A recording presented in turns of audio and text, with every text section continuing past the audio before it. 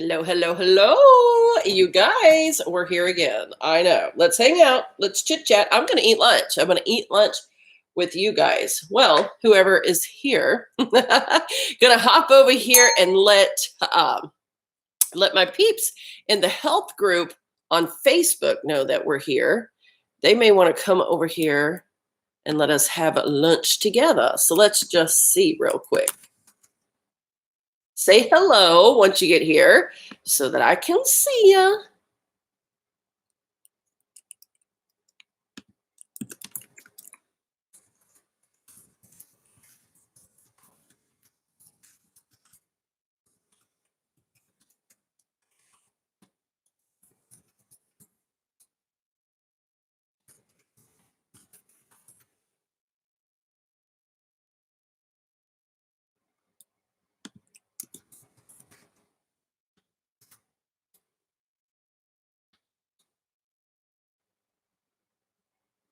All right, there we go. There we go. Let's see if anybody is here yet. Yes, Callie is here. Dara is here. And Miss Marsha. Hello, ladies. I just put it in a group. Okay, here's what we're doing for lunch. 1 grapefruit. And I have cooked me up. Let's see if I can hold this up without it dripping everywhere. Some of these little teeny thin round steaks cooked in butter. A pan-fried little steak in butter. Very keto-ish this morning, although I'm not doing keto. Right now, I'm not even sure what I'm doing. So, what did you guys have for lunch? Actually, this is early for me eating because y'all know I have been doing the intermittent fasting. And so I really haven't been eating till about 3 or 3:30 every day. But today, I woke up starving. I am so hungry. So I decided to eat a little bit early. What are you guys having for lunch? Or have you eat lunch? Or are you going to eat lunch? Are you doing the intermittent fasting? Tell me. What are you doing? All right, let me get over here and turn this email off.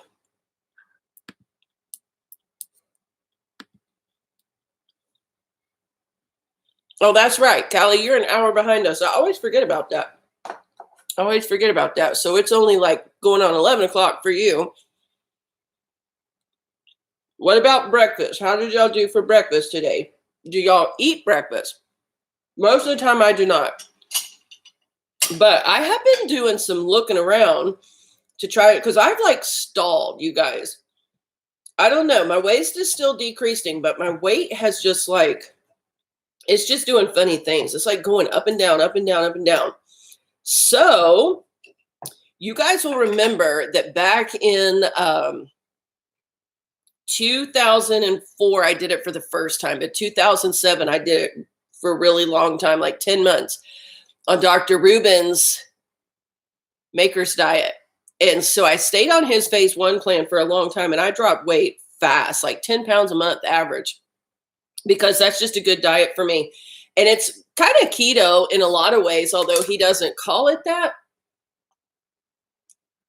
because his is a little more higher protein than what a keto is. Keto focuses more on the healthy fats, but I'm telling you, that really, really works for me. So as soon as we all get over this crisis where meat and foods like that are back in the grocery stores, because around us, a lot of the meat is gone. So it's kind of hard right now to buy up some of the foods that you need because you can't get your hands on them right now. You know what I'm saying? So it's kind of like we're all just having to muddle through the best that we can. But I think that that's what I'm going to do is go back to that phase 1, because then you can eat. You still have to count your calories, but it's basically leaving off all of your fruits except for citrus. Well, you can't even have all of citrus because you can't have oranges. You can have lemons, grapefruits, and berries like strawberries, blueberries, blackberries, that kind of stuff, raspberries and all. And then you cannot have potatoes. You can't have sweet potatoes, no rice, no yogurts, no dairy on that phase 1. So I think that that's what I'm going to try to go back to doing when we can all get back to the grocery stores really good. That sounds like a good breakfast, Dara. Oatmeal. I've never had honey in my oatmeal, but that sounds really good. Miss Marsha, I know the feeling, man. I was dragging this morning. I was really dragging. Ooh, that sounds good, Callie. An egg white flatbread pocket sandwich. Now, what else goes on that? Like, how do you make that sandwich? That sounds really good. We do not have a meat market near us, Callie. No, we don't. We did have one that was probably about 20 miles from us, but they're no longer there. So, hello, Never Stop. How are you? They're no longer there. So, I don't know where now the closest meat market to us would be. Hey, Donna, how are you? Good morning, or afternoon, wherever you are. For me, it's almost 12. So it's almost afternoon for me. It's about 4 minutes till 12 here. Let me hop over here real quick.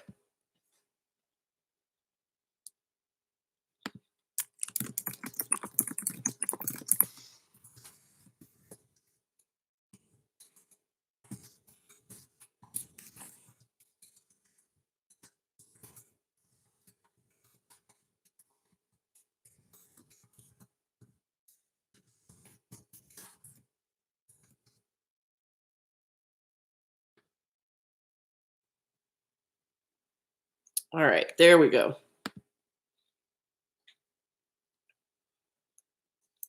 Janie is here. Hello, Janie. How are you? Good, Never Stop. I am glad to hear that you are good. Breakfast and coffee. So what are you having for breakfast, Donna? Almost noon for Dara.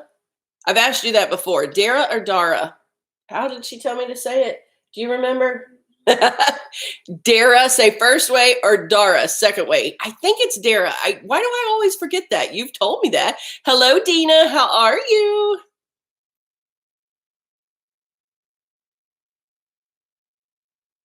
Ooh, all right, Callie. Well, I'll have to look for that. I don't remember hearing of that brand. Now, is that a national brand or is it like local to where you guys are? I'll have to look for that. Maybe I can even order it online, right?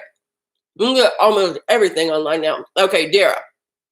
That is correct. I thought it was, but then my mind just played a little brain fart on me. Oh, there you go, Donna. That's a good breakfast. We love almond milk around here too. Me and Bub do.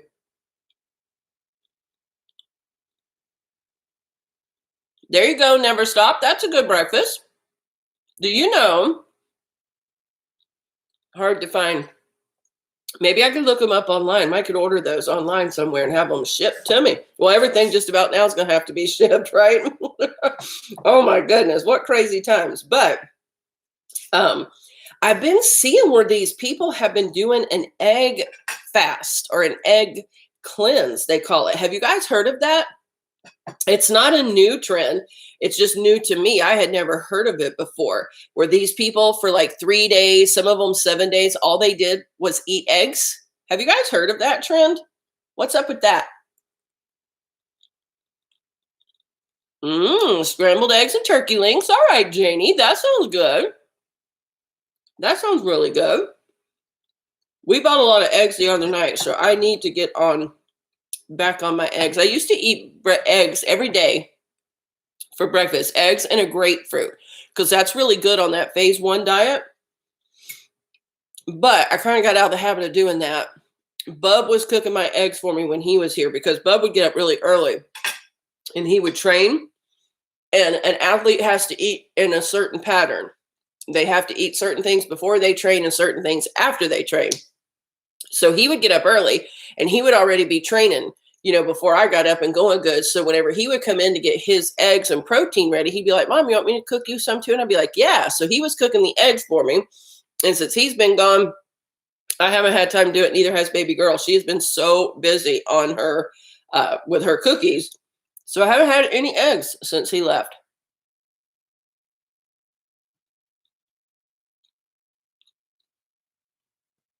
Okay, so you have heard of people doing the egg cleanse. They lose like a butt ton of weight too in those few days. All right, so Callie eats more of the egg whites. Bub does like half and half. If he has like 4 eggs, he'll do 2 whole eggs and then 2 that are just the egg whites. It's kind of how he'll mix his in there together. I don't know. I don't know that I could eat just eggs only for 3 days. You know what I mean? Because they're eating eggs only, breakfast, lunch, and dinner. Like that's all they're eating is eggs. Now I did see where one guy, he obviously cooked his scrambled eggs in butter because you can add the fat in if you're doing keto. And he added cheese. He added 1 ounce of cheese for every 2 eggs. So if he had 4 eggs, he'd have 2 ounces of cheese and then 2 tablespoons of butter per 2 eggs to 1 ounce of cheese to 2 tablespoons of butter. So I guess it's 1 tablespoon of butter per egg, right? Is that how they're doing it? I think that's how they're doing it.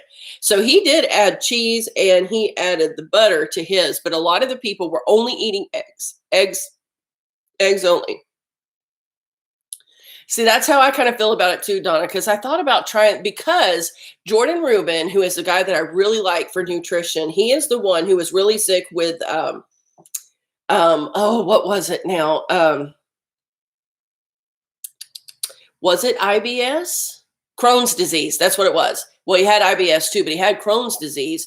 He lost down a ton of weight. And the doctors basically gave him months to live because he wasn't getting any better. And so his parents took him out to a mutual friend in California. This was years ago.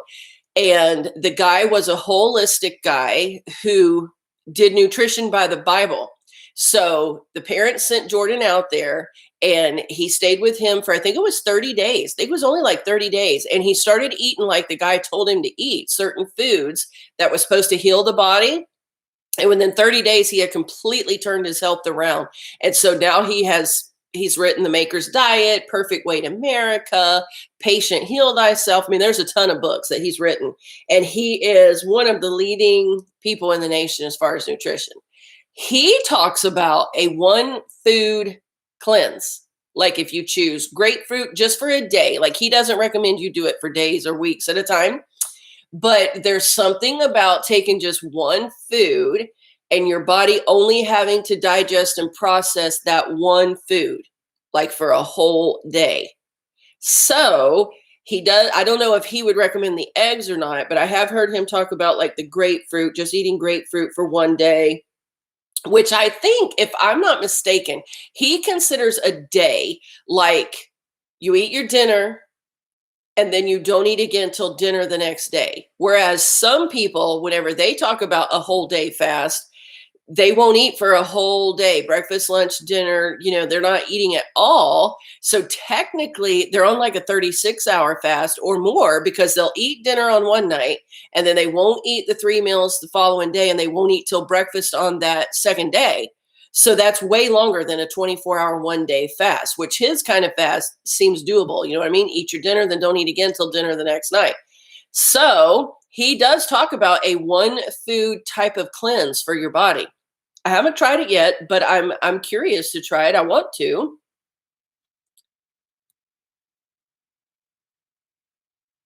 Oh, there you go, Callie. See, that's what I have done in here. If it's really late at night and we haven't been able to get out and walk, we have a pretty long area from the back of the kids' hallway to the back of where our hallway is. So I just walk back and forth. I'll set my timer and just get with it right here in the living room. Sometimes you got to do that, right?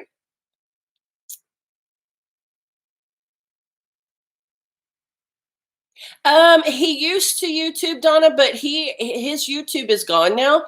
So sometimes he will go on YouTube with Dr. Axe. Have you guys heard of him? Dr. Axe, they together started Ancient Nutrition. Dr. Rubin, he's a holistic doctor, okay? He's not like an MD doctor, but I always call him Dr. Rubin. He started, I don't have my bottle over here with me now, but whenever I showed you guys the fungal defense, he's where I learned about all that from. He started that. The primal defense with your probiotics and then the fungal defense. So the whole probiotic craze came after Jordan Rubin started his, because he's kind of the one that brought to light that the probiotics are what can heal your gut. So he had started Garden of Life. That was his company. He has sold his company and he started a new one along with Dr. Axe called Ancient Nutrition. So that's actually his company now. But he farm raises cattle and he has a lot of acres where they organically grow lots of different fruits and vegetables. And then, of course, all the products that they put inside their vitamins and minerals and that kind of stuff. So he doesn't really do the whole YouTube thing anymore because he's so busy with the business side and with the gardening side. But you can catch, matter of fact, they are doing, I just thought about that. They are doing a live webinar today. They had one at 12. They're going to have one at 3. And then I think another one at 6. So if y'all want to find information on that, you probably could look up Dr. Axe on Facebook, AXE, Dr. Axe, and then go to his Facebook page and see if he has it advertised about that webinar. If I'm not busy around 3 o'clock, I may tune in and see what they have to say. But you can look them up on YouTube. Just type in, on YouTube, just type in Jordan Rubin, intermittent fasting, or Juden Rubin, Maker's Diet, whatever, and you'll find some recent videos because they're all on Dr. Axe's YouTube channel. I know, that's it. It's on Dr. Axe's YouTube channel. So you'll just have to search, but type in the name Jordan Rubin and then look for more recent ones. Like he has some on intermittent fasting. He has some on the 6 different types of fasting you can do.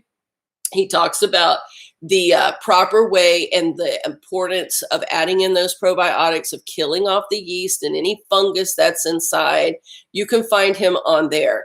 So do it. Yeah. If I can remember later, no promises, but if I can remember later, I have linked at least one of his in the health group.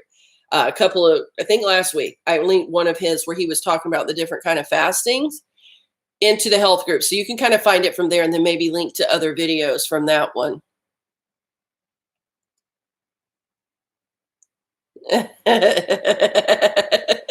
That seems to count for me, Callie. Let's do a 1-day chocolate cleanse. Let's do it. It's let's see, Rubin, I believe is how you spell it. Rubin, I think. He may have. And he's also been doing, yeah, you do, Callie? I want to get me some. I haven't ordered any yet, but I watched his video last week on collagen and the importance of it for skin, especially as you're aging and losing weight at the same time. Because if you don't have enough collagen and that elastin in your skin, then as you're losing weight, if you're older like I am, you're going to get all those sags and wrinkles. So I saw him talking about it. And I knew he had the collagen. Matter of fact, he's got the collagen powder now in several flavors. I think they added a new strawberry lemonade, he said, and something else that he's added. So I want to, do you like it? Does it have a flavor? Does it taste gross? How do you use it? Do you put it in a smoothie or how do you eat it? I want to try some. You missed what I am eating.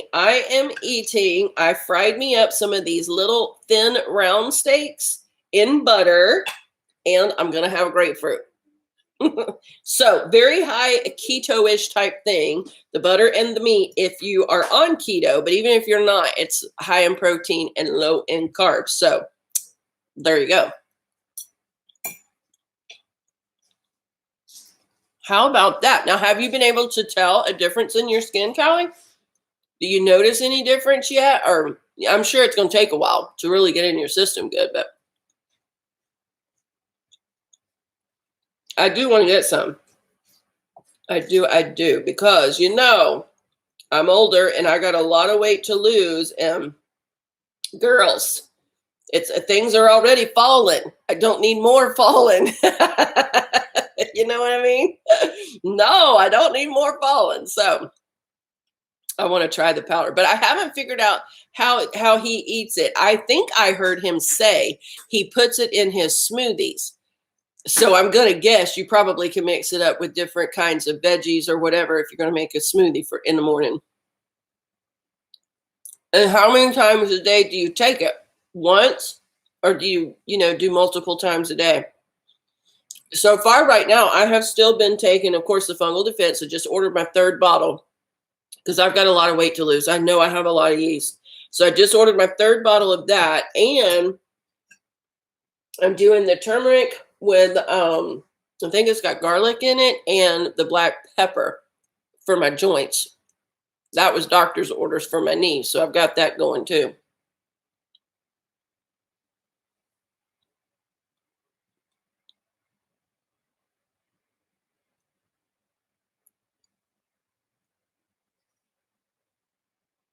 Oh, okay, I see. So coffee, or either you put it in your frappuccino. So anything like that, I guess, the smoothies and all.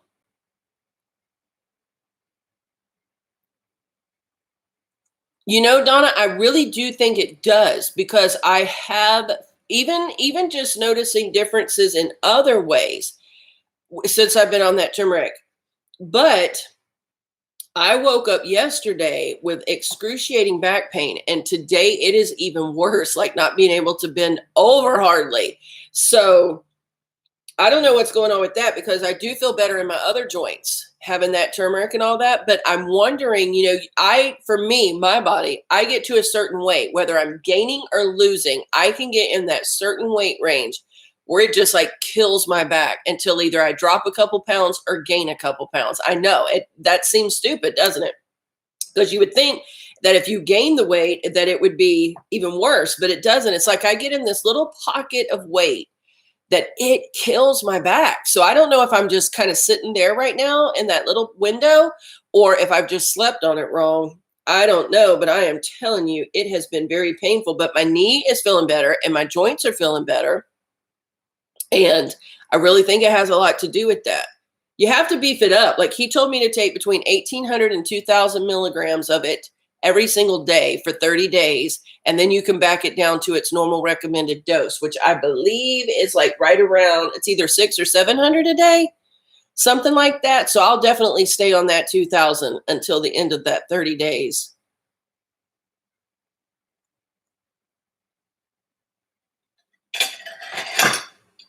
All right, so it just has to be on something liquid, because what I had wondered was if it would be possible to like sprinkle it on top of a salad, kind of like you would a grated Parmesan cheese or something. Could you put that on your salad and mix it in really well? Hey, Danielle, how are you?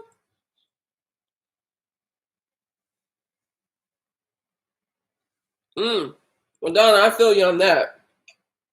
I think that's what's happened to me. I think that I'm just kind of in that certain weight to where it just puts a little added pressure, I guess, because y'all, I am making a mess here. I am dropping forks and everything. Hold on and let me go get a paper towel. Hang tight, hang tight.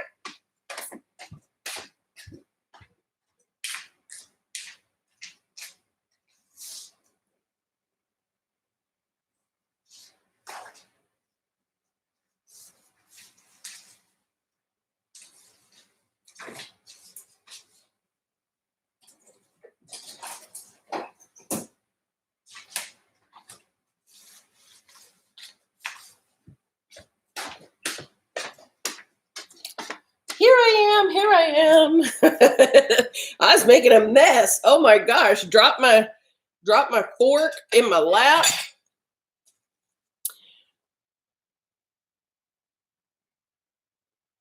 That's how I would like to try to do it. Now, can you taste it?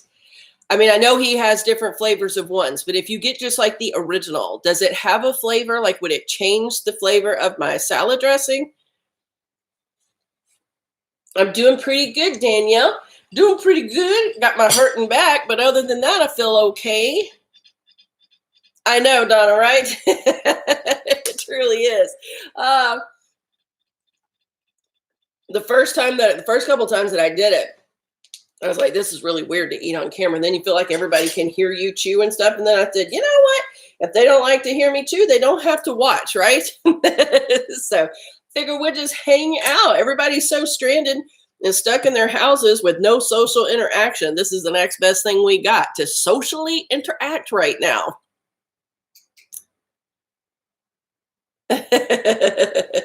Oh my goodness. But yeah, I want to try the collagen powder. That is next on my list to start adding in. And I honestly think, I don't know how easy it's going to be to do while we're all under self-quarantine right now, because it's hard to get to some of the kinds of foods you need for the phase 1 of his plan. You can have any of the meats.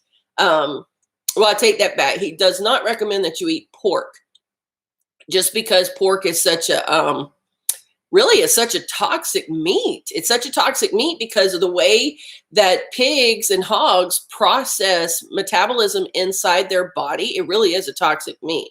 But girls, bacon is so good. Are you kidding me? But you can't have pork on his plan, but you can have beef. Of course, he recommends everything to be free range and grain fed. So to try to buy it as organic as possible. I didn't worry about that the last time around whenever I did it. The kids were really, really little, and that stuff's expensive. So I just got what meats and stuff I could get my hands on, which still isn't 100% the healthiest, but as far as weight loss, it's still start moving that weight.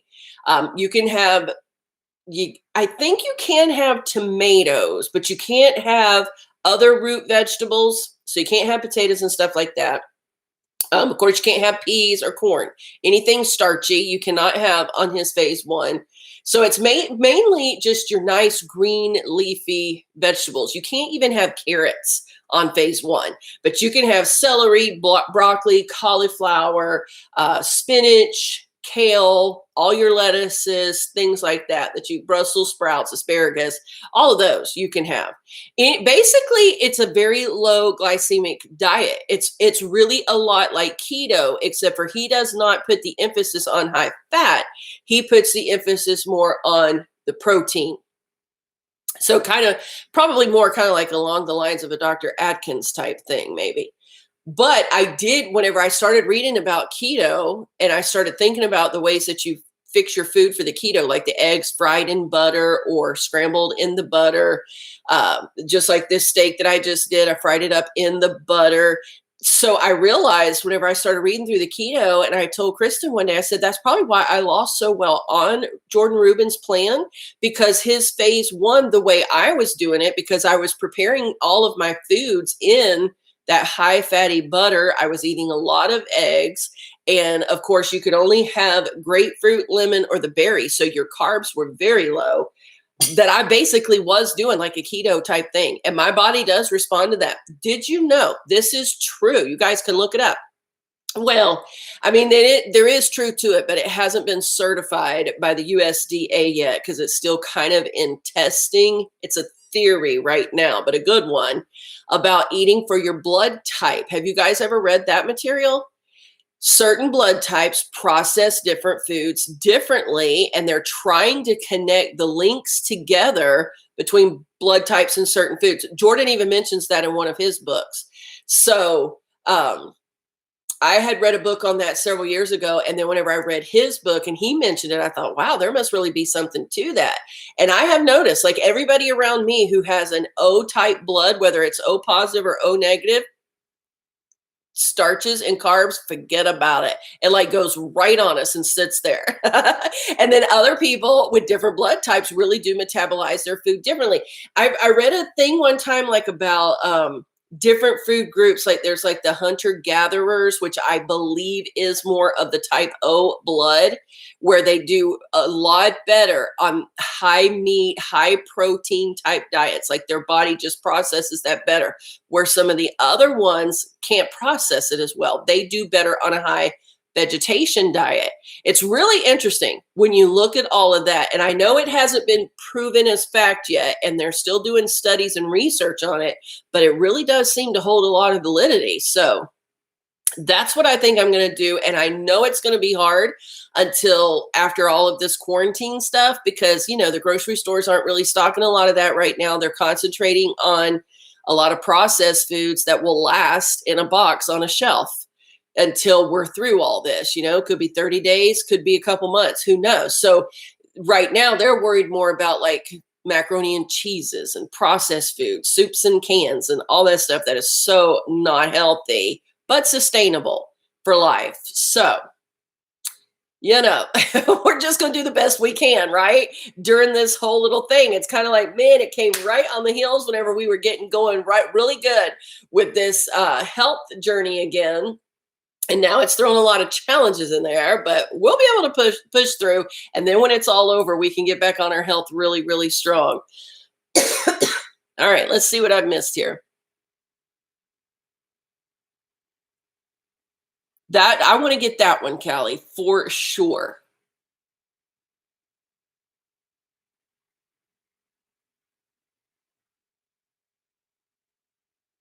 Ooh, an excuse to eat pancakes.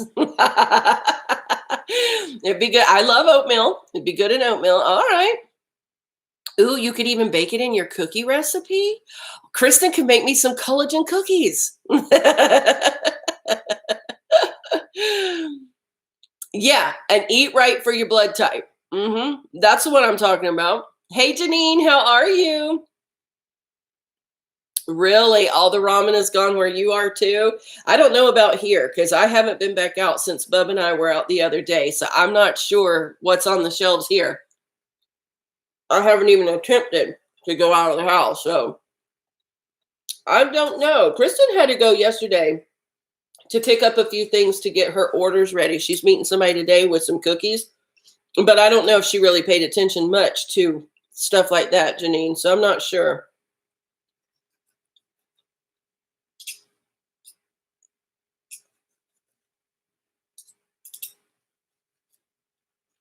Are you guys eating right now, or am I eating by myself? What are you doing? For some of y'all, I know you're an hour behind me, or, well, I guess there couldn't be too many ahead of me unless you guys are. We do have somebody that does watch from Australia. They would be ahead of me. And we have a few friends from over near the UK, so they would be ahead of me. But I guess everybody else would either have to be with me or behind me, right? We are the first time zone in the US of A. Y'all, I've only gotten like 3/4 of a bottle in so far today. Isn't that terrible? And yesterday I was so busy. I may have finished off. I can't remember if I even finished it off last night. 3 of these. That's it. That's it. I usually get so much more water in than that. But when we do the live jewelry shows, I don't like to drink a lot before we go live because I'm afraid then I'll have to keep getting up to go to the bathroom, and it's hard to get out of that little hole in there. And then after the show last night, it was just way too late. I couldn't get in a lot more water. I need to start it earlier in the day. I get up and I do drink about a whole bottle when I take my pills first thing in the morning, the fungal defense and the turmeric. I take that first thing with about a whole bottle of water, 3/4 of a bottle, somewhere in there. But then sometimes if I'm not feeling real thirsty, I'll get busy working and forget to make myself drink. Like, you have to make yourself drink because by the time you feel thirsty, you're already dehydrated, you know? So some days I'm not real good at remembering. Janine is having pizza. All right, girlfriend. Is that like meat pizza with veggies on it? A combination? Do you have Supreme? What you got? Oh my gosh, Callie, you're already on your 64 ounces? You go, girl. Yeah, I do too. I have to force myself to drink too. Whenever I was doing it before, whenever I had lost weight, was doing really good back in 2017, I was really, really good at remembering. And it's like once you get in the habit of drinking that much water, your body really does crave it. Like, you don't feel thirsty. Your body just wants the water. And so I was a lot better at remembering, go drink it. And this is what I would make myself do. Every time I would go to the bathroom, then I would make myself stop by the counter on the way back to whatever else I was doing and drink 6 to 8 ounces. So it helped me to remember, all right, I just went and got rid of some water. Now I need to go put some back in. But I haven't been as good at remembering that this time. So I need to get back on it. Well, I do feel so much better. I sleep better and have a ton more energy whenever I have water. And you should be drinking 1 ounce of water for every 2 pounds that you weigh. So for me right now, that would easily be a whole gallon a day. So I need to get back to it.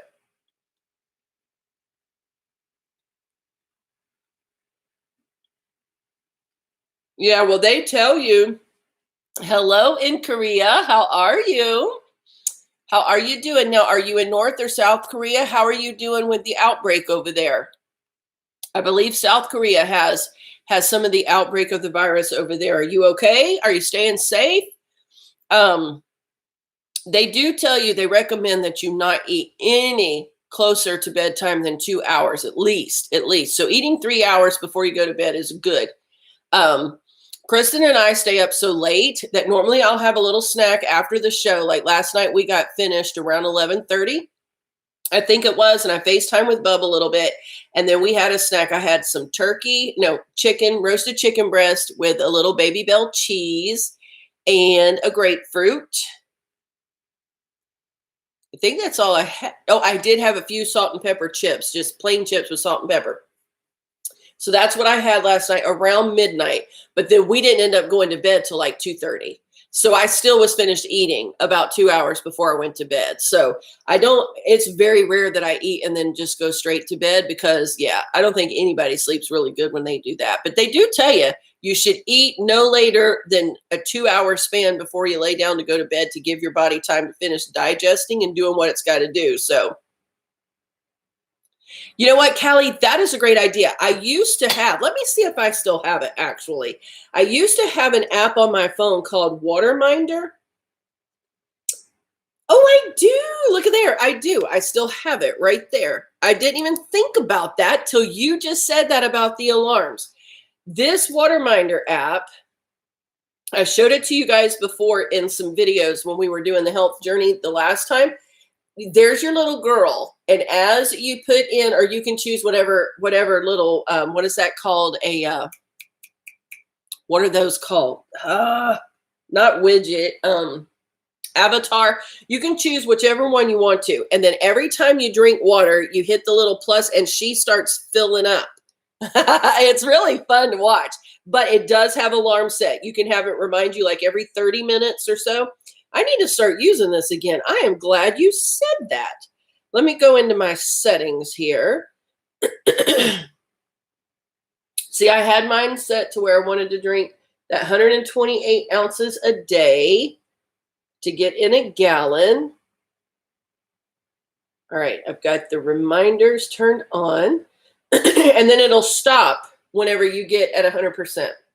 And then what you can do is it has a default that's set in here right now, but you can go in here and adjust these. So let's say if you know you sleep every morning until 8, so you don't want it to remind you before 8, you set in your beginning time and then the latest time you want to be reminded. So let's say you don't want to drink past 9 p.m. because you don't want to pee all night long. Then you put in your ending time, and then you can have it to remind you like every 30 minutes or so. And then as you are filling up, it'll fill up your little avatar, and then it'll stop sending you notices when you've gotten all your water in. So let me make sure this is on. I'm going to start doing this again. I am so glad you reminded me of this, Callie. I've had this app on my phone forever. I want to say that it used to be free to download it, but I think now there's a fee. I think you have a fee now to download it. All right, let me turn on the sounds.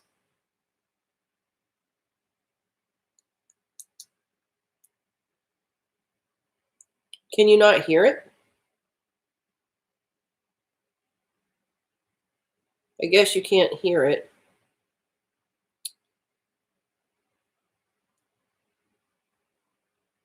All right, and then what you can do too on this app, see right down here, you can set it to be a default of what you normally drink. So let's say that this would be considered, if you wanted to punch this in as 1, then you would set that default to the 16.9.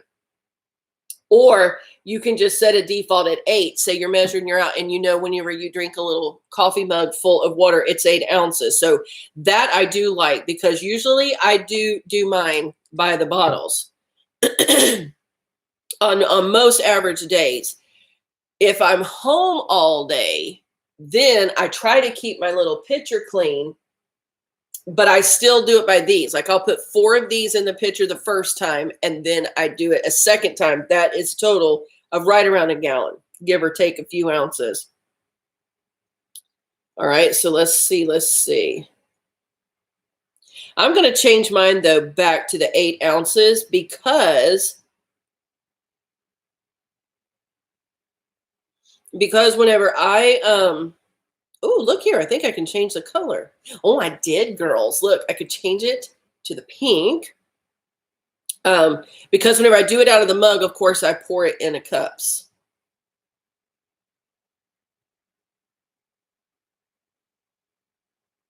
Oh, look at there. You can change it to dark mode. I don't know if I would like that, but I'm going to try it for something different. How about that?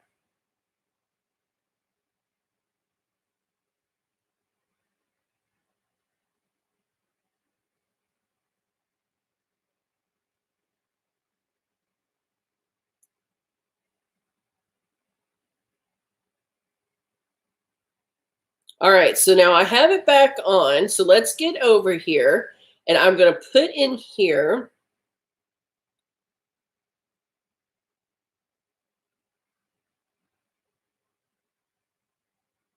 that I've already had at least 16 ounces because there's probably only 0.9 left in there.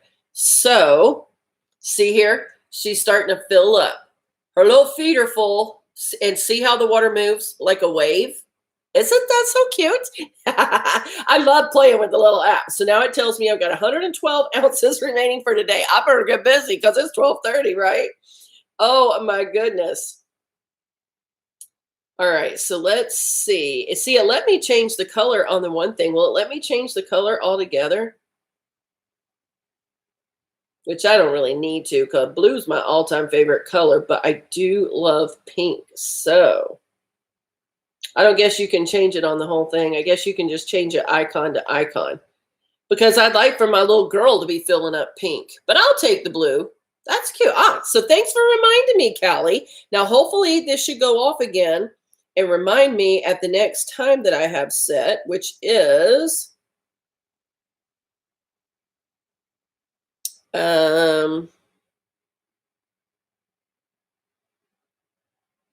every hour and a half. I've got mine reminding me every hour and a half to make sure that I get in a full bottle of water. Because if I did that over the span of a day, that would have been enough. If I drank a whole 16.9 ounces every hour and a half, it would get me my full gallon. So how about that? Yes. All right, spinach and mushroom pizza. That sounds good. Bub made him a spinach and mushroom omelet the other morning. It looked so good. I saw it on his story.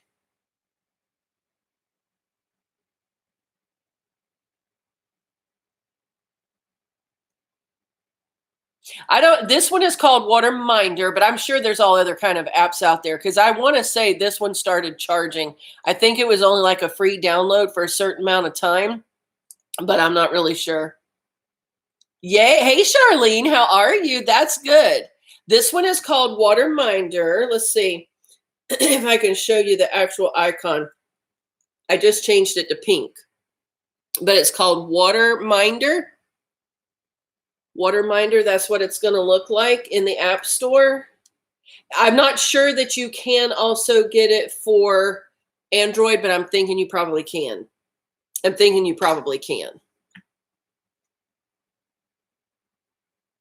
The recommendation on ounces of water is to take your weight, cut it in half, and then drink 1 ounce for every pound, half your body weight. So if you weigh, say, 130, you would need 65 ounces of water a day. So you can kind of go from there. Yeah. So even the 128, I don't think that that's quite half for me. Well, let me see.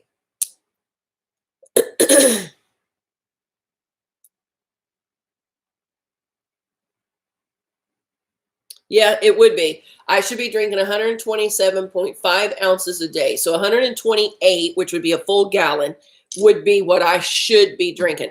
That's just to maintain optimal health because everything in you, your cells, all the way down to the molecular level of your body, is full of water. So if you're not getting enough water, and the thing is, though, you really need good water sources. We've been talking about getting a reverse osmosis system on ours because I hate drinking bottled water, you guys. There's still contaminants in it.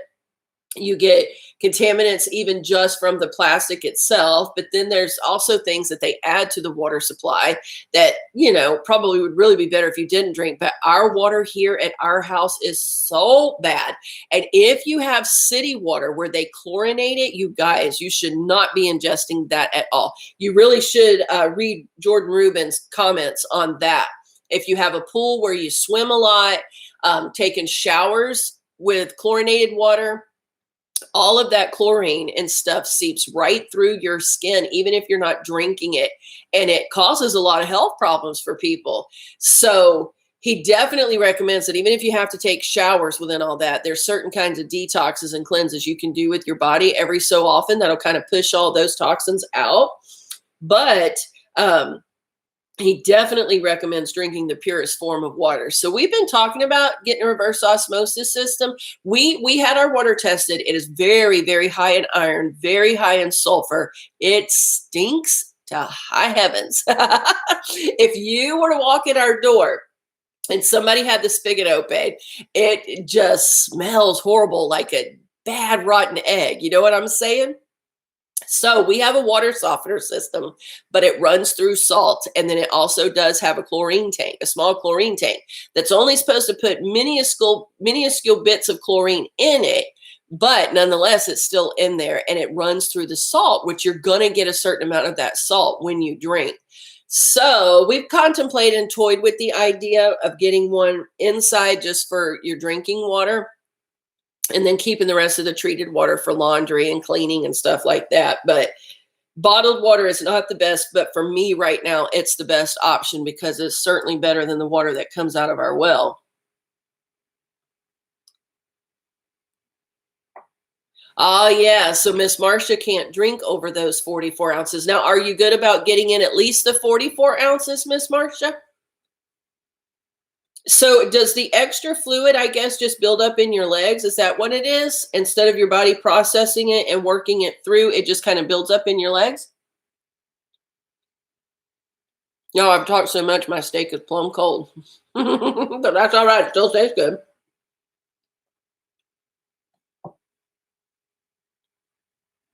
A little bit tough today. A little bit tougher than usual. Harder to chew. I didn't realize that, like about diabetes and stuff like that, that you were limited on water. And some people really can.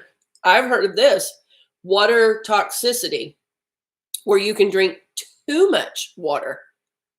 Yeah. So that can have really, really dangerous effects too, because it thins things too much.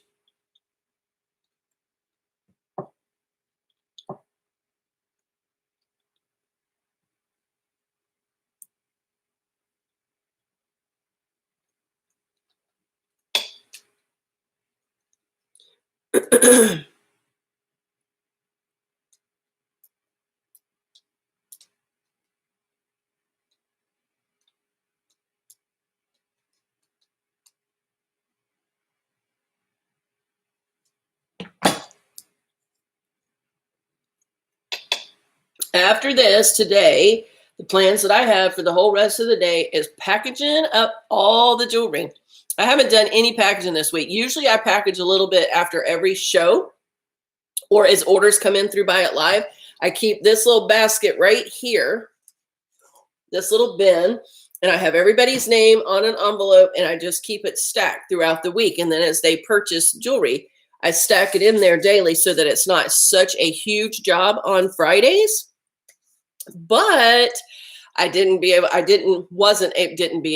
What kind of grammar is that? I wasn't able to do that this week. So I'll have all the packaging to do today and work on that. We always let everybody purchase jewelry up until 9 o'clock, and we cut it off at 9 o'clock. So any last minute pieces that come in on Friday, we can easily stick in the bags. But then after that, at 9 o'clock on the cutoff, then we go through and we start adding in the tallies for the week for customer loyalties and get all the mystery pieces wrapped up and all that fun stuff. And then handwrite out the thank you cards. And it's a process. It takes a while. Most of the time, we're not finished till about 1 or 2 o'clock in the morning.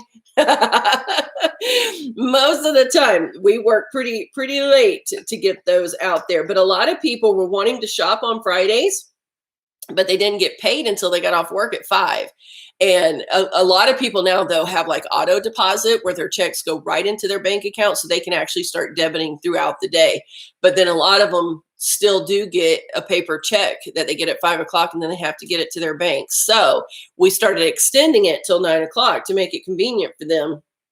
And then we just work through the night. But today will be busy because I haven't packaged up anything from the beginning of the week, and we'll get all of that ready. So that is how I usually spend Friday. I don't remember if we have a shipment coming today or not, tell you the truth. I need to look that up and see, but it's really dark and dreary here. I think it's going to rain today. All right, so it's the cellulitis, and it starts to build up from the diabetes. I never knew that till you had told me that a little while ago, Miss Marcia. It's always so interesting to learn new stuff like that about health. Oh, that's cool, Donna. So as you drink, it's going to fill up aquarium. I like that. I like that. Hello, Karen from Buffalo. How are you? Hello, Bub. Hola, como, hola. Wait a minute. Hola, como estás haciendo? What does that mean? How is it at the house?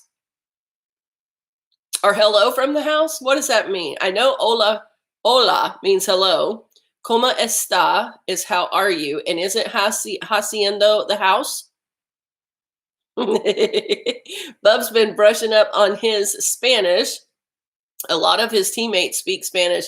And then the gentleman that he works for from our church speaks Spanish. So Bub's been trying to brush up on all his Spanish. Oh, wow, Janine. I've heard that. I've heard that people can get too much water and that it's not good for them. Oh, thank you, Karen. I just threw it up into a messy, messy bun. Yep, Bub is here. There he is. There's the Bubster. I didn't say that right at all. Okay, so let me. Oh, house is casa. What is hacienda? Homestead? Is hacienda like the? Isn't that how you say it? Hacienda? Isn't that like a whole, your whole household for hacienda?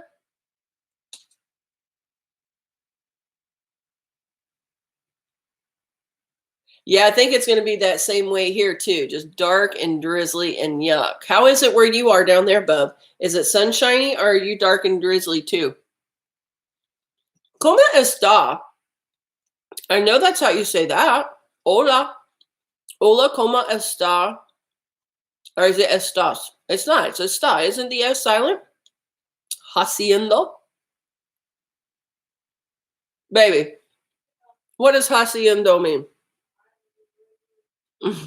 She's like, I don't know.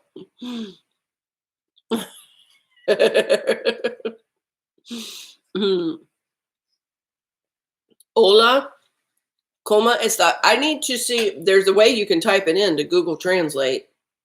Let's try it. Let's try it. Let's see, Bub, how I'm supposed to say it. Is Google Translate, though, an app, or can you just get it by going to Google? I am so not technologically savvy. Okay, enter text. Let's see how he wrote it. Hola, ¿cómo está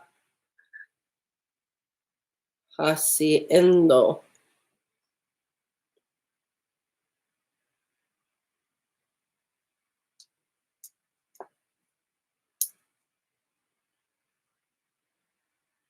Oh, it means hello, how are you doing?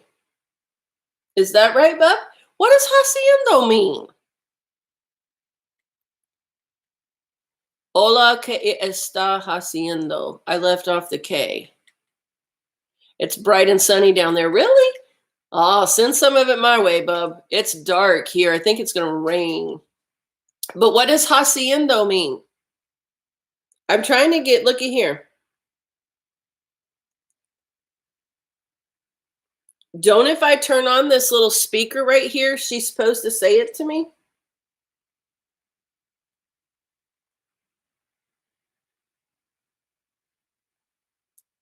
How do you get to the one, you guys, where you can make her talk? Babe, come help. How can I make her? How can you turn on that speaker where it'll have to talk to you? You just click it. I did. It's not working. Here, they can't see you over there on that side. She does not like the camera, y'all.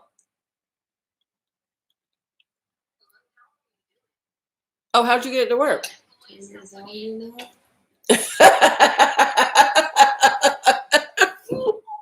I didn't have the volume up on the phone, y'all. Okay, I want to hear her say it. What? Hola, ¿cómo estás sabiendo? She's saying habiendo. That is a C. That's haciendo, isn't it?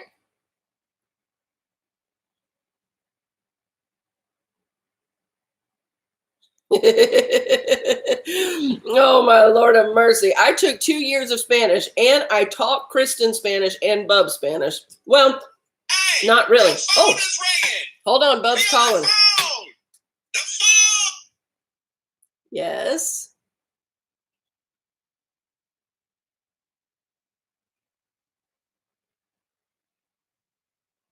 Oh, I did? I typed it wrong?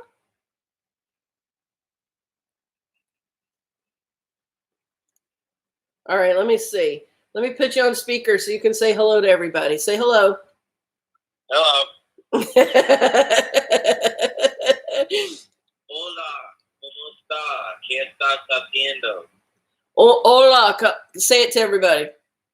Hola, ¿cómo estás? And then you would say, ¿qué estás haciendo? ¿Qué estás haciendo? So what does haciendo mean? Does that, I thought that meant like homestead. I think that's hacienda. Oh, hacienda. Oh, that's right. Because they have A's and O's. That, see, it's so confusing. Let me. ¿Qué estás haciendo? I already typed it out there. I guess you didn't see it on YouTube. It means, hello, how are you? Or it says, hello, how are you doing? And then they would respond back, and then you'd say, ¿Qué estás haciendo? What are you doing? So if I wanted to say I'm doing fine, what would I say? You would just say muy bien. Muy bien. Yep. and then you would just say, if you're not doing nothing to answer the ¿Qué estás haciendo? You would just say nada or whatever. Uh-huh. So see, Bub is teaching us all some Spanish right now. This is your free Spanish lesson for today with the Bubster. Yeah, let's back up too much what I say. Oh. Juan just texted me. He said he's watching.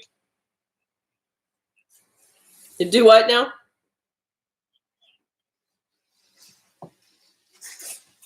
Oh, hey, Jaquan. Hello, hello. All right. Well, I'll let you go. Thank you for the Spanish lesson today. All right. Love you. Bye. Isn't technology just a wonderful thing? Here he is so many miles away even from me, and he's still able to talk to y'all. How cool is that? Oh, Charlene, I didn't see your question soon enough to ask him before he hung up, but all of it's suspended. All of it is suspended. So he hasn't been able to do any of the practicing or anything. They were supposed to start their seasonal practices today, this week, Monday, and they had to cancel all of it.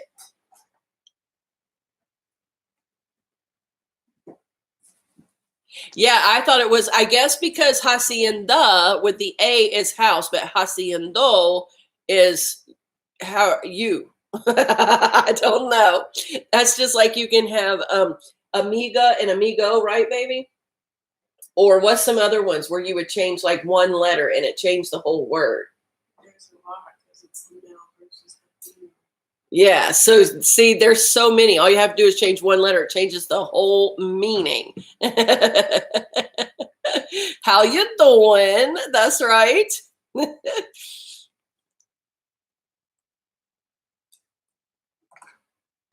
Mine too, most of the time. I never think about me having an accent until we're around other people. And then other people are like, matter of fact, we went to Rhode Island several years back for training for Steve.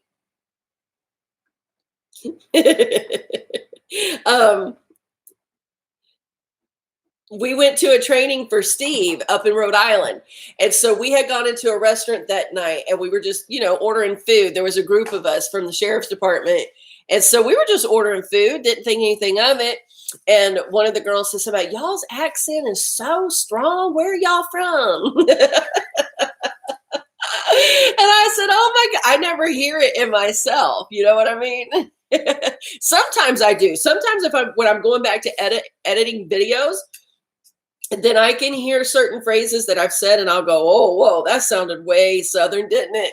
Because here in the South, we don't always print it like that. Didn't it? Instead of didn't it.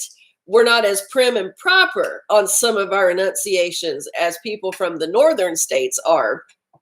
Or if we say like, I'm going to go to the store you know, a lot of people from the North will say, I'm going to go to the store. Like they really enunciate their sounds. We don't always do that. Like we just slur them all together. So there are times whenever I'm going back and editing videos that I can hear it come out. But I guess I don't think about it because I'm just with myself all the time. but because see, we go, like when we go up, this is the truth now. When we go up to visit where mom and dad's house is in Georgia, and if we go eat or go into the stores around there at all, like they have a strong Southern drawl, very strong Southern drawl. So it's like whenever I get around people like that and I hear they're extremely Southern drawl, then to be around all of us, I don't know if it's just because I'm just so used to how we all talk, but they sound drastically different than if I'm talking to Steve or Bub or Kristen. Like I can tell immediately they're from the South. So I don't know. I try not to have a really strong Southern drawl, but I think I probably still do. I don't know. Y'all tell me. Those of you who watch from other areas that don't know me personally in real life, do I sound like I have that deep Southern drawl to y'all? And by the way, how is the connection? Is the connection on YouTube clear and crisp, or is it pixelated like when we do Facebook? I'm trying to figure out if it's a Facebook issue or an internet issue, y'all. Yeah, Charlene, it is really sad. He was really disappointed because, you know, he was so excited to get down there and start the season. He's actually coming home tomorrow, and he's going to stay home until they decide when they can go back to practice. So he's going to finish out working this afternoon with the gentleman who's letting him work with him to raise his money that he needed. He's going to finish that job this afternoon, and then he's going to get up in the morning and come on home because it's spreading too fast, and it's I don't see it stopping really abruptly soon, and I'd rather have him home. My parents are up in Georgia at their house there, so he's just by himself down there, and he does know how to cook and he can cook, but there's not a lot of groceries there. So, I mean, there is a lot of food there. Let me rephrase that. There's a lot of food there, but some of the food he wouldn't know how to prepare. So it would either be to have to go up to the grocery store and try to get some of the stuff around that he does know how to prepare, or to keep going through drive-through windows, which still then just gets you more exposed. You know what I mean? So he's going to finish working out this afternoon, and then he's going to come home in the morning and stay here for a while until we figure out what all's going on. Do you, Callie? So do you have a pretty strong North Carolina drawl? Yeah, that's true, Charlie. And see, YouTube lives or Facebook lives and all that kind of stuff still does help us all be connected somewhat socially. So it doesn't make it so bad having to be quarantined in where you can't get out and see people, because you can still kind of hang out and talk this way. You know what, Charlene? That is true. Now, let me tell you the truth here. All right. We went up. Janine gets called a hillbilly. Oh my goodness. Okay, so it's clear. It's got to be a Facebook issue then. It's just simply a Facebook issue. Anyway, we went up to New Hampshire several years back. One of our young adults had graduated from high school, and she was starting into what she wanted to do. And she went up to New Hampshire for a program up there. So we went up to watch her graduate. And we got up there around those New Englanders, and I'm not kidding you guys. I had such a hard time understanding their very strong accent, because they also talk fast. See, in the South, we talk slow. We draw our words out, y'all. So we got up there and they were talking so fast, like a mile a minute, and such a strong accent. I would have to repeatedly say, can you say that again? It was so funny because they were very, very Northern. We were very, very Southern. And so trying to understand each other that week, it was so funny, but fun at the same time. But yeah, that Northern dialect for sure. I think a Pittsburgh accent is kind of a semi-Northern / Italianish, right? That's the way I would describe it.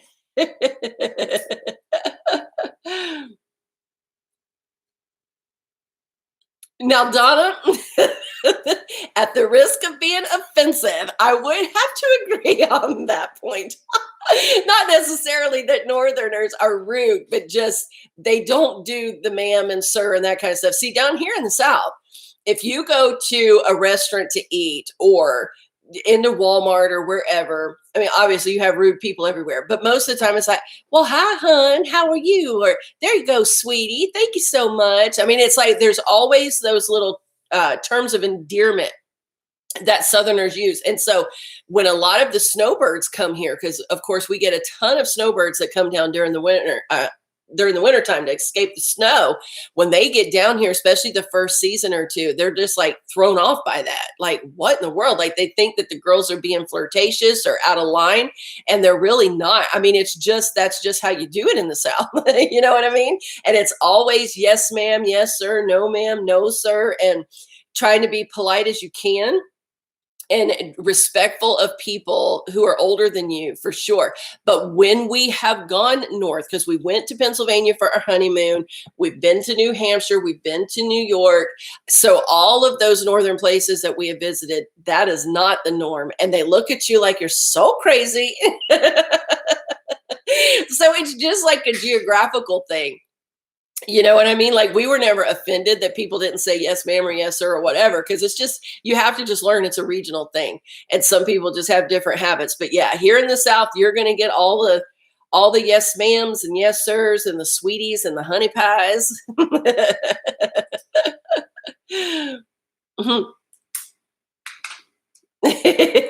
Now, see, Callie, that is funny to me because some Texans have a Southern accent too. Like, I've heard some people from Texas, but it's not quite the same drawl as what we call the deep South. Florida, you would think Florida would be the deep South because we're as south as you can go, but it's really not, because Florida, parts of northern Florida are.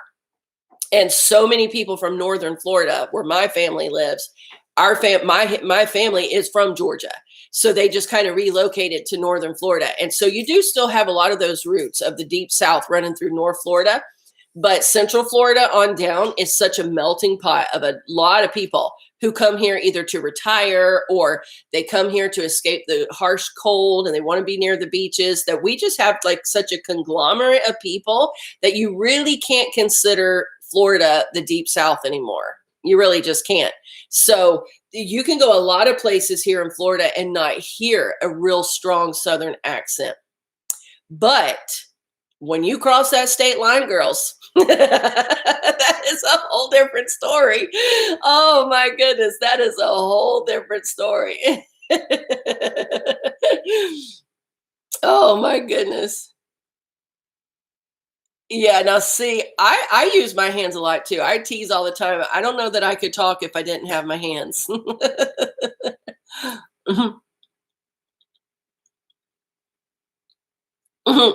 Golly has to repeat herself a lot over there. I can believe it. Now see, in the South, instead of yins, it'd be yuns. Yuns. Now, what is Jeet? I'm trying to figure out what that would be. Right, Donna? We can all take notes and learn the different regional accepted talk.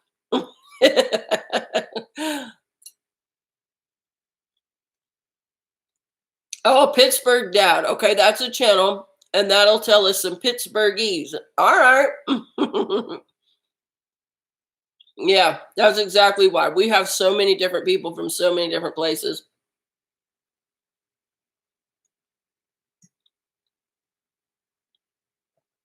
Oh, Jeet. Like, did you eat? Okay, I got you. The Southerners blend their words like that too a lot. Mm-hmm.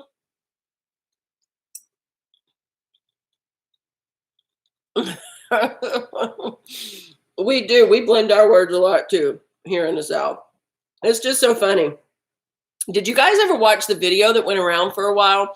I don't know if it was a YouTube video or just a Facebook video, but talking about Southern dialect and how we got it and how it's a direct derivative from the English accent, just slowed down like a British accent, I guess I should say. Whenever they first came over, and it's like slowing it down. And I mean, it's an incredible video whenever you really listen to it, because I've never really put it in that kind of perspective before. Now, I got to tell you the truth. Okay, being a Southerner, I can say this because I was born and raised right here in the South, you guys. So here it is. Matter of fact, I've only ever lived in Florida and Georgia. That's it. Never lived anywhere else. Visited a lot of places, but never lived. So as a Southerner, I can say this without being offensive, hopefully. But I have always thought a Southern accent sounded so uneducated. Have any of you ever felt that way? Be honest. You can be honest, even if you're from the North. I'm not going to be offended at it. But it is so true to me. Like whenever I was little, if you watch like Miss America, and you'd have all these different states come up, and then they would talk into the microphone, and all the Northern girls pronounce their words so properly. And then you would get the Southern girls like Miss Georgia, Miss South Carolina, Miss Tennessee, and they would come up there to the microphones, and they had that strong drawl. And then it was like, you know, it wasn't like I'm going to be 17 this year. It's like I'm gonna be. It's like so improper. And I would think, oh my gosh, they sound so uneducated, which isn't true. They were very educated people, but you know what I mean? Like I just hear, like if I'm watching different newscasts and they show different people from different parts of the region, and then you see a Southern newscaster. Has anybody else ever thought that, or is it just me? Is it just me?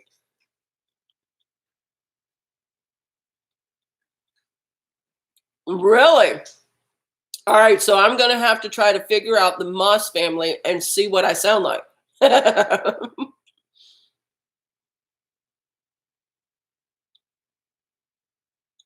Oh, is that right, Donna? Down in the West Palm area. All right. Now, see, Steve and I haven't spent a whole lot of time in South Florida. We've gone for different vacations or different events where we've gone down there, but we haven't spent a whole lot of time in South Florida. But South Florida is pretty much all transplant. Pretty much all transplant. People come down to Miami, Fort Lauderdale area, the Hollywood area. They want to stay near the beaches, and that's where they come down to. So there's also like a large I want to say Italian population, but it's not necessarily so much that it's an Italian population, but more like people from New York that come down there because they want to get away from the harsh coldness that's up there. So they come to Florida. And a lot of them choose South Florida. We're much more populated in South Florida.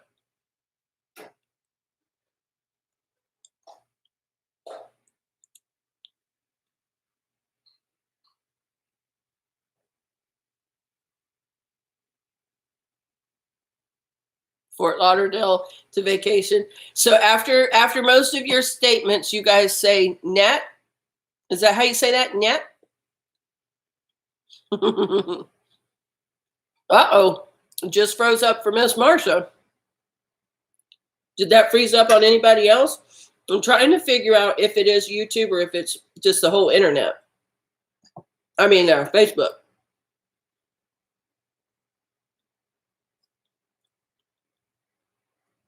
I don't know. We might have frozen up on everybody. I haven't even cut my grapefruit open yet, y'all.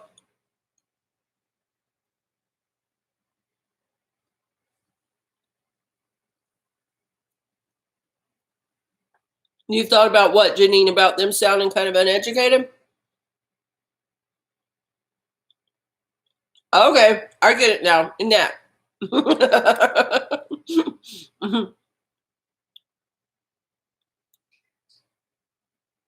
Right, Donna? I am telling you, whenever that sulfur water, and it's even worse if it's mixed with iron, because iron will make your water smell too. And we have both. Our water had gotten so bad a couple years ago that I went and had it tested, because to me, it smelled like it had bacteria in it. It was just awful, awful. So I went and had it tested over at one of the like government facilities that does deep testing on water. I took it over there and had them test it, and the water was fine. There was no bacteria, nothing in there that would be harmful in any way, but the smell was coming. because we had the iron and sulfur that were mixing together. And that's what was making that horrid smell. Oh my gosh, it was awful. And of course, it stains everything yellow. Even with our water softener, we can get our white clothes to last a little longer with the water softener, but even going through the water softener with it filtering most of that stuff out, our white clothes get yellow and dingy so fast. We'll get staining on the sinks inside the dishwasher. I have to use the barkeeper's friend to try to get that staining out. I mean, like, it is awful. So to try to drink that, I'm like, no, no. Now, they say, I've never tried it, but they say in cases like that, you can fill up like a gallon jug or a gallon pitcher. You don't want to use a plastic jug, but a gallon pitcher, and you can sit it on the counter overnight, and that those odors will, because they're gases, that's all they are, they're gases. So those gases will release into the air, and then you could drink the water without smelling it. I really should try that, but honestly, you all, it stinks so bad that to have a gallon of it sitting on the counter, no. Not appealing. Not appealing at all. So, but I really should try it because we would save so much money on water. And the water itself is really good, pristine water that comes from the aquifers under there. So if we could drink it, it would be a whole lot better. I don't know. Maybe I should try that. Maybe I'll try that the next little while, is to just set out like a gallon pitcher of the water and see if those gases will evaporate out overnight, and then see what it tastes like. I don't know. You have to leave it open though. Like if you put a lid on it, it's going to just keep it all inside.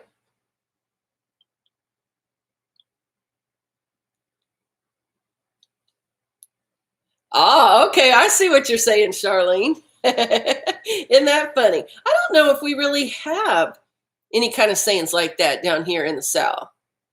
It just depends. Like certain people have different verbal clutter, like somebody might say, we went to the store and, or we went there and then we did this. And there's different verbal clutters that people have. But like, as far as like a regional slang, I don't know that we really have one. Or maybe we do, and it's just become so normal to me, I just didn't know it. Yeah, it can get very rusty looking. That barkeeper's friend, though, is amazing. We did a review on that one time on YouTube. I think it was in a vlog, though, not like a review, just in a vlog. That stuff is incredible.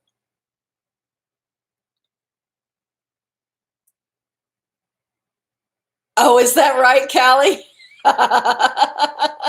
Oh, my goodness. That is so funny. That is so funny. He has to brace them, huh?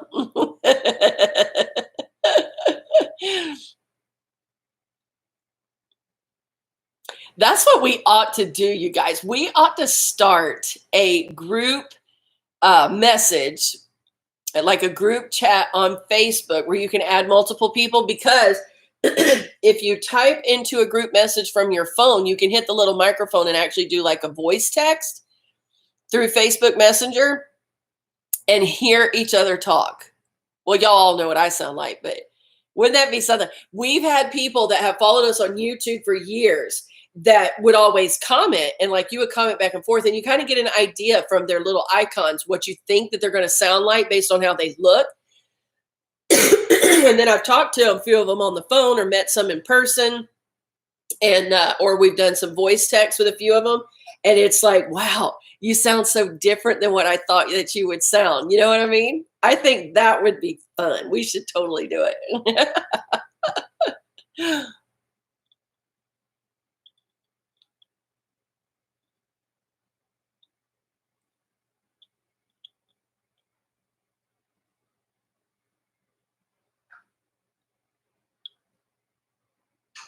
I'll have to try that with our water. We say ain't too. Ain't used to wasn't a word, but I think it's in the dictionary now. That is true, Charlene. Sometimes you can get those words in there. Like we started noticing a lot more. Bub and I did through YouTube. And like whenever he'll go back to edit, he'll say, wow, I say that a lot, don't I? Or whenever I'm watching a video that he'll do like in person, I may not notice it as much, but then like watching a video, or then sometimes editing back, like you guys should see sometimes whenever I'm editing my videos, I take little clips out a lot because it's like the same phrase. It's just repetitive over and over. And I can't stand listening to that. So I know y'all probably don't either. So I cut them out. But yeah, you don't realize like if you ever take a speech class, it'll teach you to listen for your own verbal clutter, something that you say a lot that's just like a filler word. Like if you don't know what else to say in a moment, you'll be like, and so, it's like you just throw in these little words to avoid awkward silence to like fill the space. It's actually called verbal clutter, and they teach you how to look for that.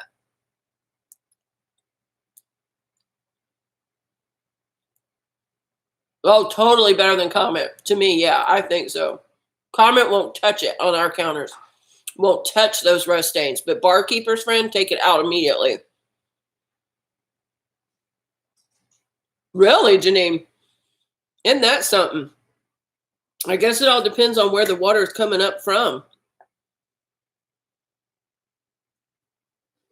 Really, Callie? Oh my goodness. I have got to hear your accent one of these days.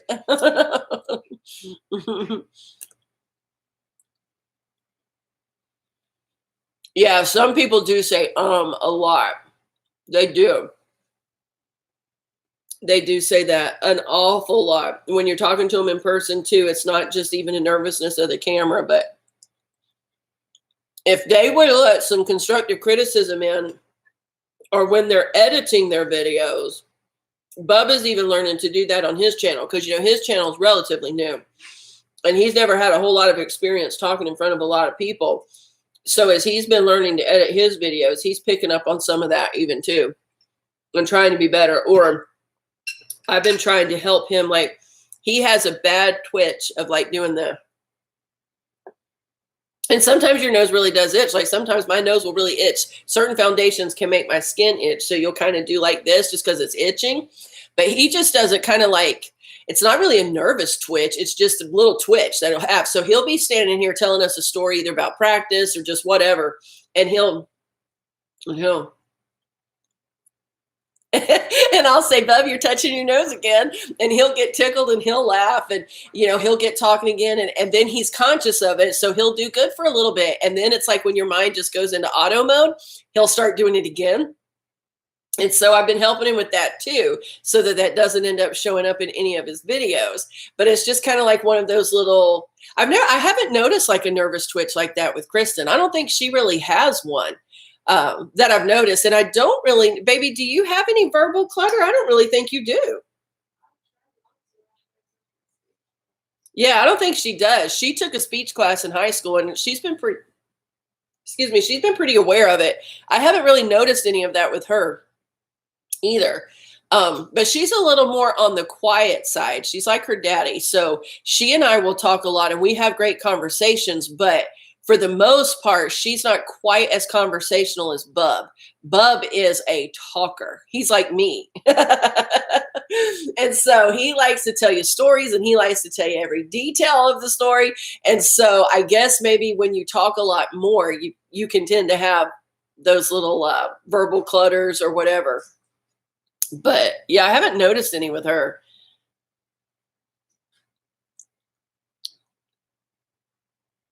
I say I'm just saying quite a bit too, Cal. I'll say I'm just saying. Or another one that I'll say a lot in conversation with people is, because if I'm talking to them and they don't respond to me, I'm not sure that they've heard me. So, I'll tell you a story. I'll be like, this steak is so good. I cooked it in butter, You know what I'm saying? It's like I will do that a lot because it's just like I'm trying to draw a response out of them so I don't feel like I'm talking to a lord.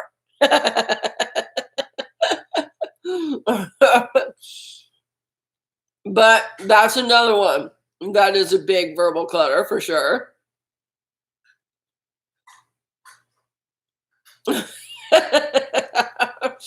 Isn't that funny, Donna? It is so funny. And the thing is that they don't even realize they're doing it. They don't. Oh my goodness. Yeah. I learned a lot about myself whenever I started editing videos about little habits or, whatever you want to call it.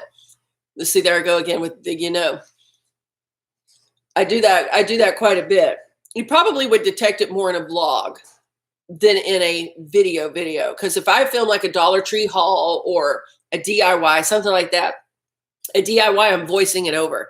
And there are times that it takes me probably 10, 15 times to voice it over to get it right. So I'll be a lot more careful about how I choose my words. And if I'm doing a haul video or something of that nature, then I can edit those down as well and restate things because it's not like a live in the moment. But when I do a vlog, I don't really edit those out a lot. So what you see is what you get on a vlog. Like that is a real true how I would talk. So the verbal clutter is probably going to show up more in my vlogs than in other videos because you can't really edit those down as well.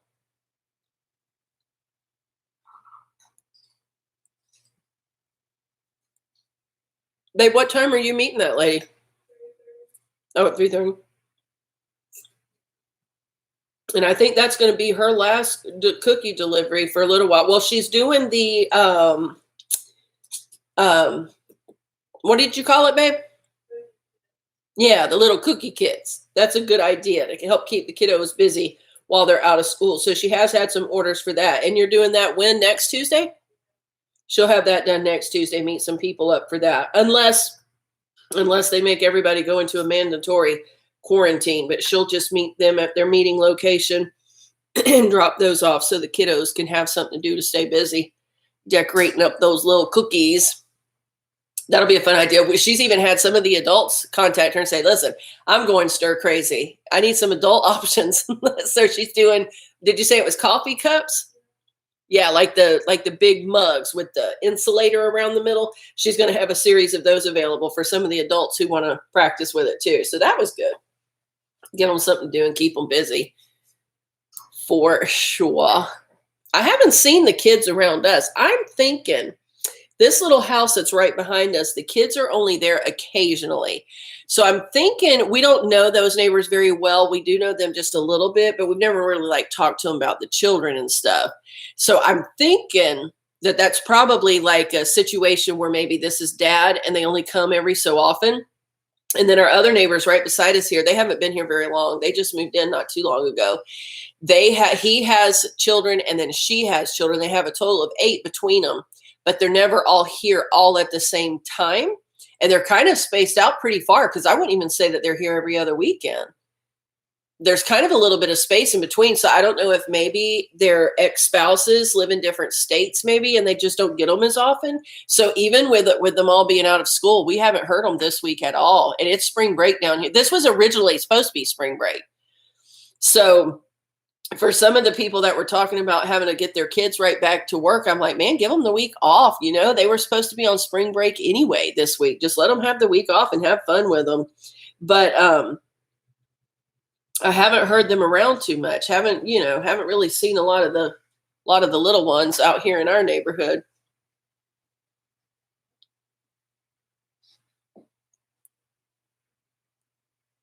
Thank you, Charlene. She does a great job, doesn't she? Callie, that would be a good idea. She has talked about that actually, because she's made a few of the dog treats for Gunner. And she looked up some recipes on the canine friendly types of foods that they can have that won't make them say, should we tell them what happened with his birthday cake?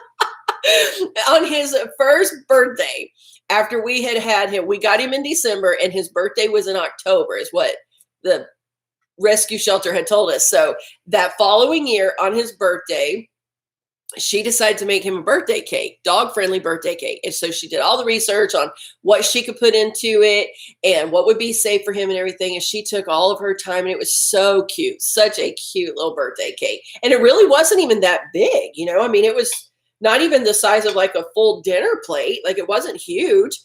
And so she's laughing already thinking about it. So we took him outside so we could, get some pictures of him. We had a little like sombrero on him and trying to make it a little fun and get some pictures and all. Speaking of that, he hated that sombrero on his head. But she sat down the little cake and we were just going to sing like little happy birthday to him.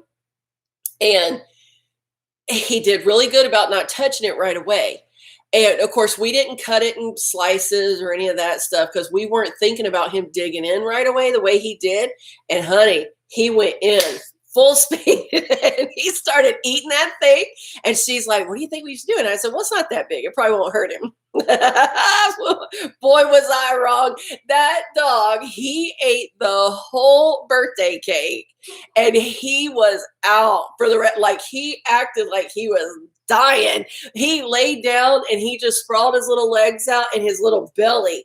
You could tell it was full. And I said, he looks like me after Thanksgiving dinner. He laid down for hours, wasn't it, babe? We brought him in and we were watching a movie. And so we had all the lights off. We like to watch movies with the lights off around here. So we cut the lights off and it was dark and Bub was down on the floor with him, you know, just petting him and letting him lay with him. And that dog did not move. He did not move. A couple times he kind of did his little eyes up at us, you know. it was as if to say, you people are killing me. So now when she makes his little treats, we divvy them up and he doesn't get very many at a time. But we never had a dog before. It was our first encounter with a little birthday cake and it didn't look that big, but it was too much. It was too much. That was so funny. It's a good memory though. Oh my word, that poor little guy. But yeah, she has talked about making pet-friendly treats because I think a lot of people would enjoy those. I mean, you know, for their pets.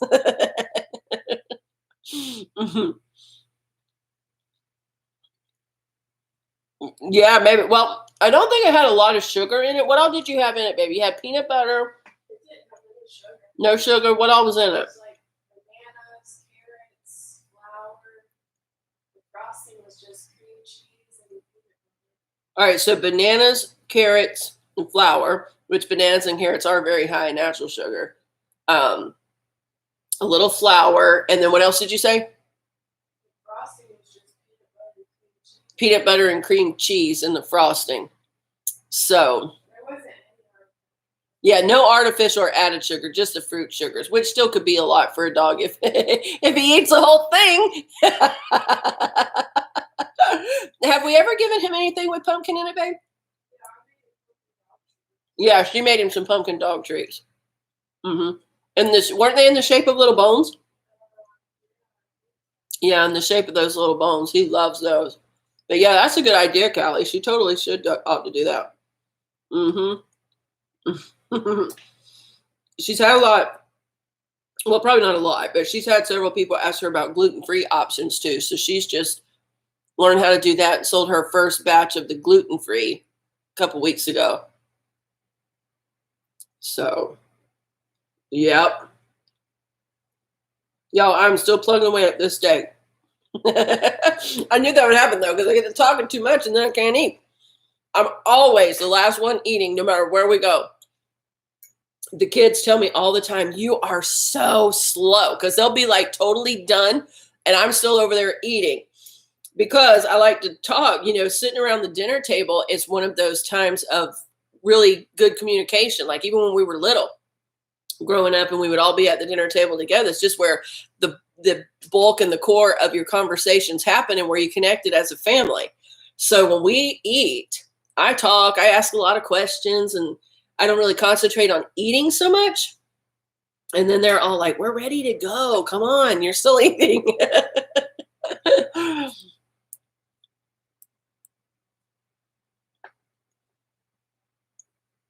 I think the sun's peeking out now. I think it might get sunny after all. What time is it? It's 1:30. All right. Well, I probably need to scoot off of here. Finish getting this down. I haven't even cut my grapefruit yet. Gonna eat that grapefruit and then get started with the packaging. Get all these beautiful pieces of bling together so we can get those in the mail for you guys tomorrow. Oh yeah, Janine? My grandma used to pick at her food. I don't really pick at my food. Now, I may play with it a little bit, like while I'm talking. If I'm talking to you, you know, then I might sit there and kind of stir it around a little bit, but not because I'm trying to pick at it, just because I'm trying to listen to you or say something and don't want to stuff my mouth. but my grandma did. She used to pick at her food. I think she was kind of always a little embarrassed to eat in front of people. Not sure why, but I think she was. Love you too, Charlene. Thanks for hanging out with me today. Thanks for hanging out, Donna. Thank you. Thank you. That's right. I got to fill my little girl up. Fill your aquarium. We should all post pictures at the end of the day over in the health group on how much water we got in. No cheating. No cheating. All right, you guys. Well, I'm going to go ahead and sign off of here. You all have a great day. Thank you so much for hanging out with me a little while. It helps to make this self-quarantine a little easier, doesn't it? I think it does. All right, you guys. We'll see you soon. Bye, everybody.